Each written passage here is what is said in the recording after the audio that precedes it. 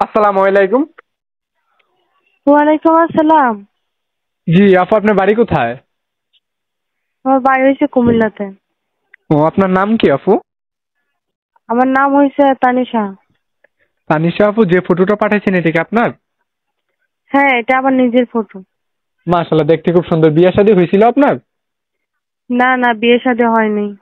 তো কি উদ্দেশ্য নিয়ে প্রতিবেদন করলেন, আমার দর্শকের মাধ্যমে একটু বলেন। প্রতিবেদনে আসছি যে ভালো একজন মনের মানুষ যদি পাই বিয়ে শাদী বসবো আর কি, যৌতুকের জন্য বিয়ে হয় না।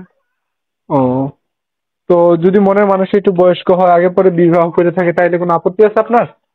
না না, কোনো আপত্তি নেই। আর একটা কথা হচ্ছে আপু, আপনার বয়স কত এখন, বর্তমান বয়স? আমার বয়স এই তো 18। হুম, পরিবারে কে কে আছে? আমার আম্মা আছে, ছোট একটা ভাই আছে। কাজকর্ম কিছু করা হয়? হ্যাঁ, আমি টেলারি কাজ করি।